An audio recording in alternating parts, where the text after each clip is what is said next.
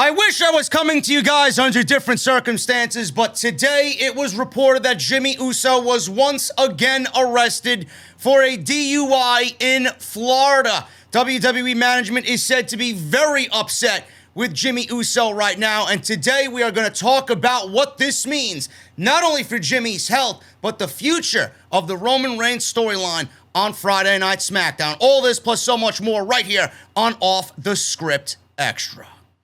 I want you guys to stop whatever it is that you're doing. Don't waste your life anymore. Changes are needed. Have you taken down the Demon Lord yet? Have you crushed the Ice Golem? Ascended the Doom Tower? What about fighting against the millions of real players in the arena?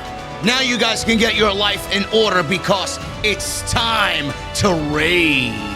Explore millions of champion combinations and master countless tactics as you take on raid bosses, dungeon runs, campaign battles, and PvP arena matches. With hundreds of artifacts to equip and over 500 champions blessed with unique skills, you can now build your team, develop your champions, and raid your way. For example, do you know people have played Raid for over 12.5 billion hours in total? That's almost 1.5 million years, which is enough to travel to Mars and back 1 million times over. One of the best things I like about Raid the most is taking a look at the mechanics of a specific dungeon boss, what their movements are, what their strengths and weaknesses are. Knowing what I know going into that battle to beat that boss on the very first try is one of the most satisfying things I can think of when playing Raid.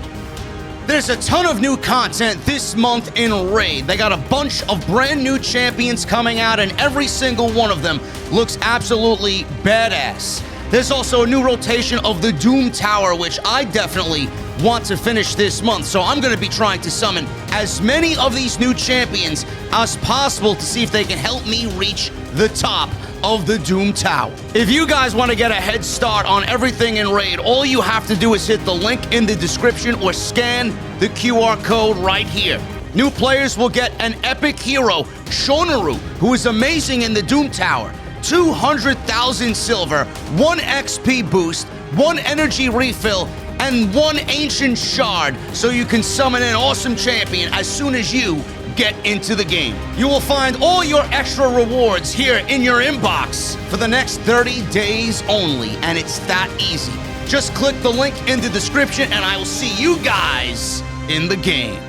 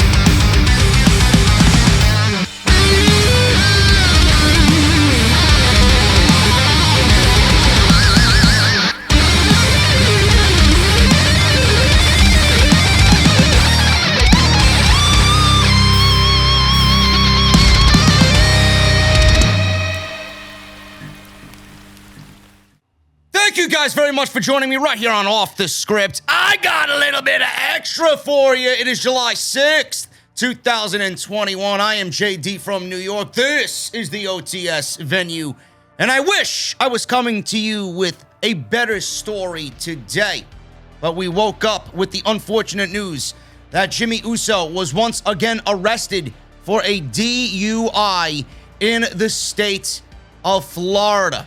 We're going to go over everything that happened as far as we know it right now and what the internal feeling is from World Wrestling Entertainment and what they may potentially have to do with Jimmy Uso. This is not a good story, man. Like I said, I wish I was coming to you with a better news story, some more positive news, some good old-fashioned wrestling news, but something needs to be done in regards to Jimmy Uso. We're going to talk about that today on OTS. Thank you guys again. Make sure you follow me on social media at JD from NY206. That's Twitter and Instagram. Hit that subscribe button down below. Turn on the bell for all notifications. Hit that thumbs up. If you guys want to support the video, I would really, really appreciate that. And if you missed the Monday Night Raw post show last night live right here on YouTube, go and check that out. It's on the homepage as you see it right now for the Monday Night Raw post show. Jimmy Uso, real name Jonathan Fatu, was arrested again for DUI in Pensacola, Florida on Monday night around 10:35 p.m. local time after he allegedly ran a red light while being clocked going 50 miles an hour in a 35 mile per hour zone. This is according to police reports obtained by TMZ. The police noted that they smelled booze on Jonathan Fatu, 35 years old, so they asked him to exit his car. Once he got out of the car, he was noticeably swaying. The police claim that Uso had told them that he had consumed multiple beers before getting behind the wheel of his vehicle. He failed the field sobriety test as his BAC breath test came back, clocking in at .202 and .205, which is higher than Florida's legal limit of 0.8. That is ridiculous. That is absolute. That is more than double the amount of Florida's limit. One has to wonder what he was drinking and how much he consumed on Monday night. He was booked on a misdemeanor DUI charge, in addition to citations for speeding and running a red light. He's currently still in jail with a $500 bond. This is the second time within the last 2 years that he's been accused of drunk driving, as he was arrested for a DUI in Pensacola back in July of 2019. But a jury later found him to be not guilty. That same year, he allegedly got into a drunken dispute with cops in Detroit. Jimmy just returned to WWE TV a few months ago, where he was inserted into the storyline with his brother Jey Uso and Roman Reigns, who right now sits as the Universal Champion. And WWE is looking to bring in Dwayne Johnson, The Rock, to finish this tribal chief head of the table storyline. Now, WrestleVotes also tweeted out in regards to this situation that there is a lot of unhappiness amongst people in WWE right now over Jimmy Uso's latest arrest. WrestleVotes cites that two high-level people in power who are extremely disappointed right now and legitimately pissed off at Jimmy over the arrest. One has to wonder that one of those people is Vince McMahon. The other could potentially be Bruce Pritchard, Nick Khan. We don't know. John Laurinaitis. I'm sure everybody is feeling the same way, but WrestleVotes cites that two people, two high-level officials in WWE, are extremely disappointed and legitimately pissed off at Jimmy. For what it's worth, WrestlingNews.co heard after his last arrest that there was a good chance that he would be released if this happened again. It was ultimately decided that he would get another shot to redeem himself with the company. Uso has been given numerous chances to redeem himself, like I told you about all the other arrests that we documented that he went through in the last couple of years. He was arrested and charged with a DUI on September 29, 2011, and sentenced to probation. He was suspended in 2013 for violating probation and driving with a suspended license. In 2019, he was arrested after a dispute with police in Detroit.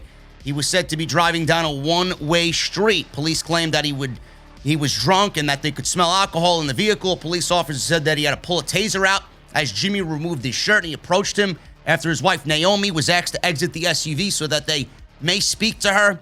Jimmy was placed under arrest for disorderly conduct and obstruction of justice. It is unclear how any of this will affect the current storyline on SmackDown, but I don't think that really is of any importance right now. WWE has Paul Heyman, Roman Reigns, and whoever else is in charge of whatever's going on with Roman right now to come up with something that could accurately get them through, logically get them through to Roman and John Cena at SummerSlam. And even now, going into Money in the Bank, they don't really need Jimmy or Jey Uso to finish the last week and a half of build between Roman Reigns and Edge on Money in the Bank Sunday coming up for the Universal Championship. This is a very sensitive situation, and I don't want to go personal into what I'm personally dealing with, but all I will say is alcohol. I love my cold beverages. You know, I make light of that on the show. I enjoy a good beer every now and then. Never in my life have I abused alcohol in any sense. I've never used alcohol as escapism from something that was bothering me, or, you know, I never used it to battle depression of any sort. I never used it because I hated something that was going on in my life. I would like to think that as I grow older that I would never resort to something like that. I have dealt and continue to deal up to the current day with family that are going through the same thing that possibly Jimmy and Jey are going about. And I have family that are struggling with alcoholism. I have two very important people in my family that are struggling with alcoholism. And I have seen the effects of what drinking does. I've seen the effects of what this terrible disease does to people, how it affects everybody around them. I have seen how certain people don't want to receive help, even though we tell them time and time and time again, have gone out there and have actually got them help, have sent them to help, only for them to turn away after a couple sessions and say, I'm not doing it anymore, and then go right back to the bottle. I don't know what is going to happen to Jimmy Uso. I'm not even thinking about what's happening on TV right now. A lot of people are like, oh, what is he going to do? You know, what is WWE going to do? What is Roman going to do? With Jimmy Uso now being off television after he was just inserted into this storyline with Jey Uso being out. WWE has a couple of weeks to figure out what they're going to do with Jimmy Uso, okay? Edge took him out on Friday. I feel bad for Jimmy. I feel bad for Jey. I feel bad for Roman and Paul Heyman and everybody that have gone out there and gave Jimmy and Jey their time to pretty much rebuild them and bring them back to TV and make them a priority, number one priority in the WWE Tag Team division. This is affecting everybody. It's not just affecting Jimmy Uso. It's affecting everybody around him. His wife, Roman, Paul, his brother, the family. It's affecting everybody. WWE has easy ways out here. Edge took him out on Friday. He could be out for a couple weeks. WWE has another tag team that they're building up as far as a heel faction is concerned to possibly go after the Mysterios at SummerSlam. WWE doesn't need to rely on the Usos, which was the current plan going into SummerSlam, for them to take the titles off of Dominic and Rey Mysterio, who are now sitting out per storyline injury following Hell in a Cell. WWE has Otis and Chad Gable, which I have news on in just a little bit as well. Chad Gable himself, some contract news coming up with him. They have that out. So WWE could easily go with Otis and Chad Gable as a heel tag team to take the titles off the Mysterios. That's not a problem at all. What I find to be most fucked up is WWE, Roman, Paul have stuck their necks out for Jimmy Uso. Roman has shared his time. This is the greatest run that Roman Reigns is on in his career. And Roman has stuck his neck out to share this spotlight with both Jimmy and Jey. And this is what happens when Roman goes to bat for his family. He must be feeling let down. Paul Heyman must be feeling let down. Jey Uso must be feeling let down. Naomi, nobody knows how this is going to affect her as well. I feel bad for everybody involved. I really do.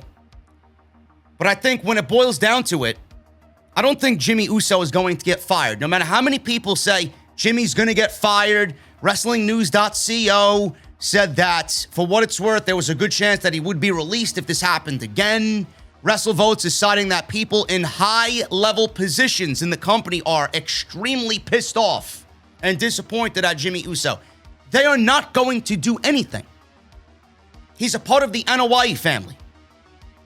And I hate that I say that because it's not really fair, but that's what it boils down to.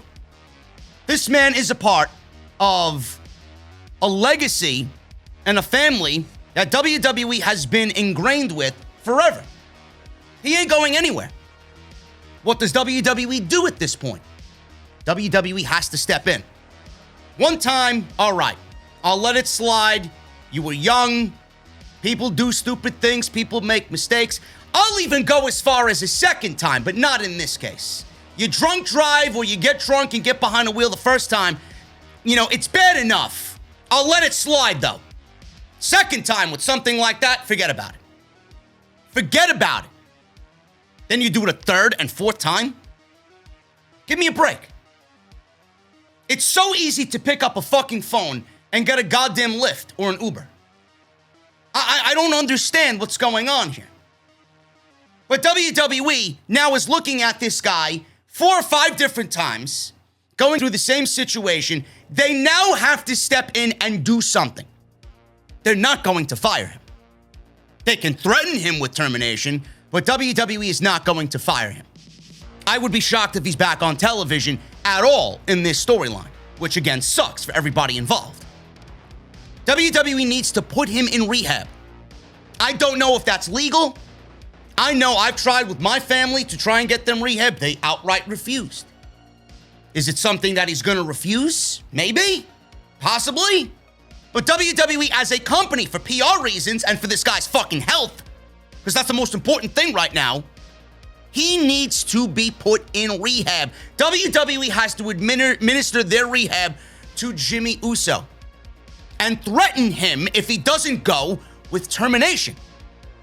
But they're not going to fire him. He either loses his job or he goes into rehab. And at the end of the day, I don't think that they're going to fire him. Why don't I think they're going to fire Jimmy Uso? WWE is trying valiantly. They are trying desperately to get Dwayne into the company for this storyline. This is another roadblock in that. What are they going to do when everybody in this storyline is family? They don't want to make one little mistake and do something rash and harsh and just like that is going to give them a possibility of not getting Dwayne back in the company. So Jimmy Uso is going to be reprimanded. He's going to be reprimanded by forced rehabilitation, seeking therapy about this. Something needs to be done. But with all of this Dwayne talk, that is the one thing that WWE is most concerned about. Which, again, if you want to look at it, it sucks because they're really making Dwayne a priority over Jimmy Uso's health. I don't know what is going on in Jimmy Uso's life to a point where this has been a recurring theme. He's on top of the world right now. He's married to one of the most beautiful women in WWE. He's on TV with his cousin Roman. He's going to be with his brother, tag team champions on SmackDown. They're going to be ingrained in this family storyline that is going to take their careers to another level completely. People are going to remember this for a very long time. Roman has stuck his neck out for you guys to be involved in what he is doing. He didn't have to do that. Roman didn't need you. Roman wanted you. Roman has always said, and he says it on TV, when we're together, we're the strongest. That may come off as a work to some people, but it's a shoot. Roman legitimately wanted his family on television with him because he wants everybody to benefit from his success. You think this tribal chief, head of the table storyline is a work? This is as much of a shoot as anything. Then you got Paul Heyman out there brilliantly planning step by step what's going on here. You know how many people are involved with making these two on top of the WWE in this manner? It is ridiculous to even think why they would go out and abuse alcohol like that. One has to wonder what's going on internally, what's going on personally in their life. Are they struggling at home? If family has not stepped in to say anything up until this point, who exactly is going to do and get Jimmy some help, the help that he needs? But it makes me wonder what's going on at home. What is going on at home with Jimmy and Jey Uso? What's going on with the family that hasn't been reported? It's what I want to know. What has been kept away from the public eye? We've only heard bits and pieces, little doses about what's going on, like today. But what really is going on in the life of Jimmy and Jey Uso that this has been a recurring theme every couple of years? People are already comparing him to Jeff Hardy. All I seen online, Jeff Hardy had his demons. He seems to be on the straight and narrow right now. Now Jimmy Uso is going through the same thing. What's going on at home? Why are you drinking? That's what we need. That's what we need to get to. That's the question that we need to really attack here. Why are you drinking? I know it's a terrible disease. I see it every single day in my family. But why?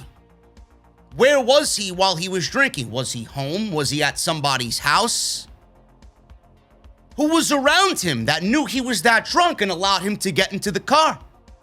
Was he leaving Roman's house? Was he leaving a friend's house? Was he leaving a bar? I don't know. I don't know. Was he with his wife?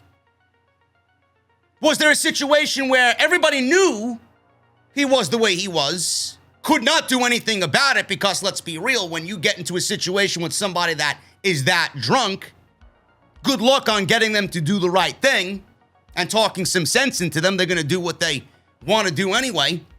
What is it? Was it a situation where he got into the car, people knew that he shouldn't be driving, told him, expressed him, fought with him not to get into the car? Was it a situation where he got in the car, maybe one of his relatives, a friend, his wife, called the cops, told him he's getting into his car, he's going this particular way, he's going down this street, he's heading over there, go get him before he kills somebody?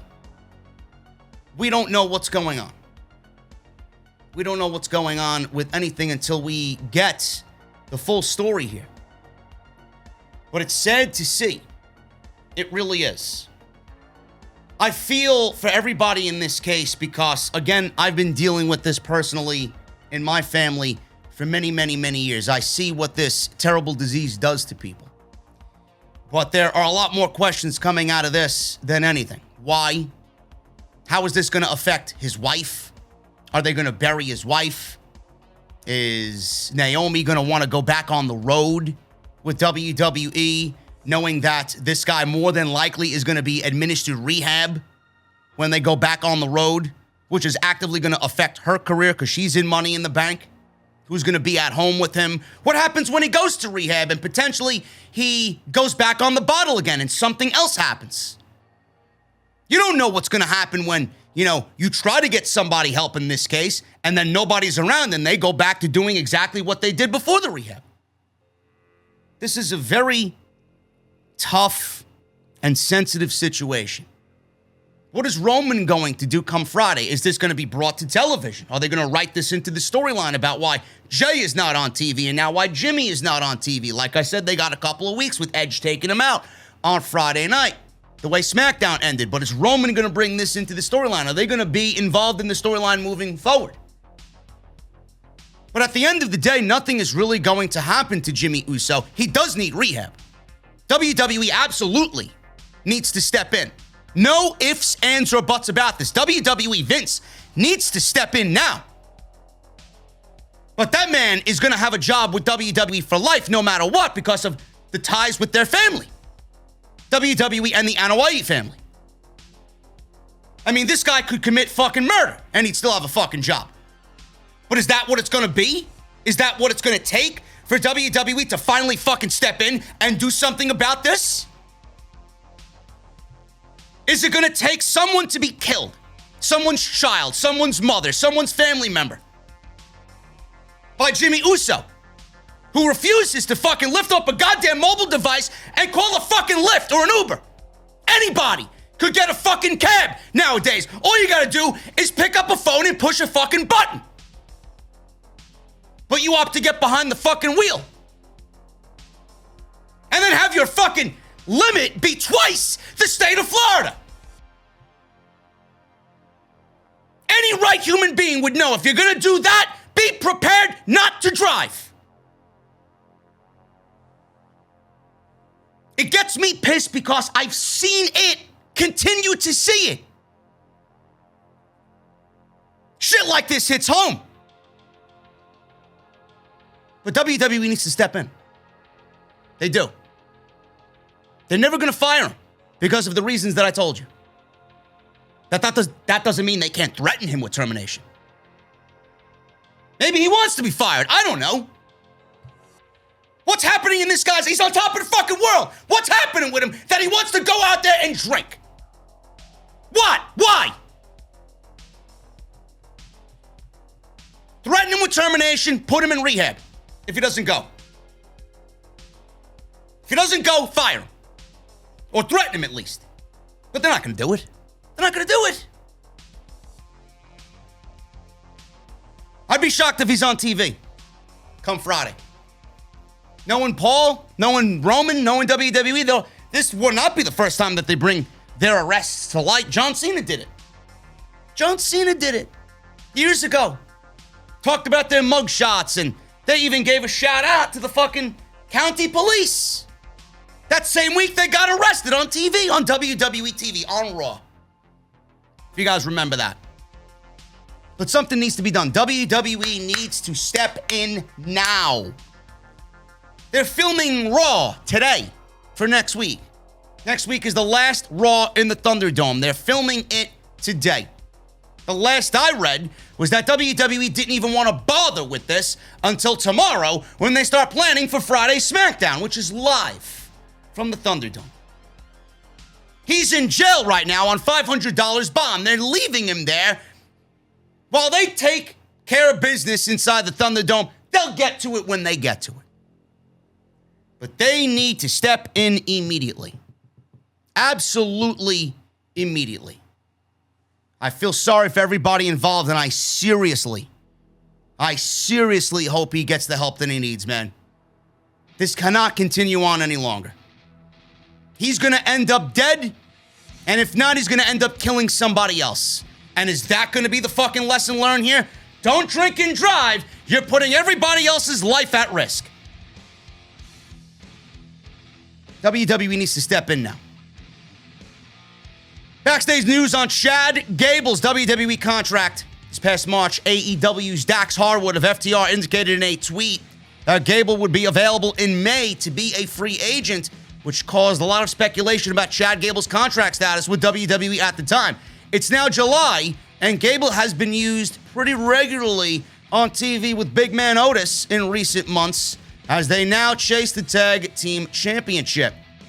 Fightful Select reported yesterday that the tweet was actually in jest, and Gable's contract with WWE still has plenty of time left on it.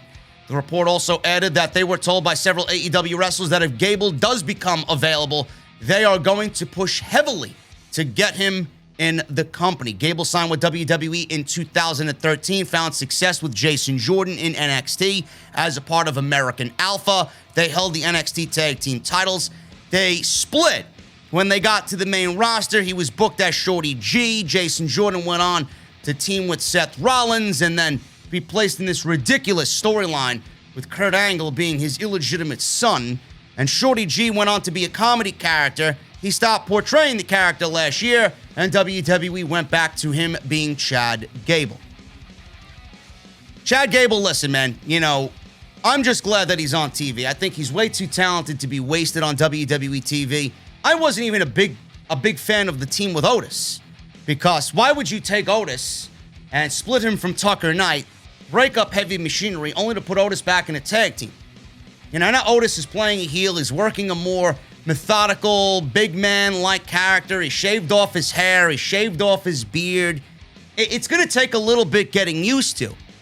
And I feel bad for Tucker Knight because I was a big fan of Heavy Machinery, man. They were a good-looking tag team that did not even sit down for a cup of tea in the tag team division. But now you got Otis and Chad Gable. I like the makeup of the team. Otis is doing a fantastic job as a heel. He's doing his part very well. Chad Gable, it's tough to look at him as a heel, but he's got that charisma. He's got that natural dick, prick-like attitude in him that is just coming off very well on TV. He meshes well with Otis, which is a great thing to see. Like I said, with the Jimmy Uso and Jey Uso situation, they were about to be planned to win the tag team championships, or at least that was the going plan going into SummerSlam.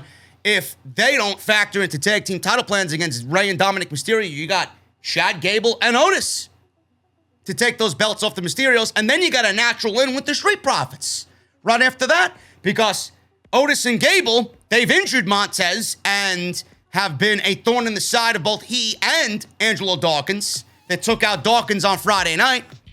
So it's a natural progression. Have Otis and Gable win the tag team championships against Rey and Dominic Mysterio, give them a spotlight at SummerSlam, and then have the Profits take it at the end of the year.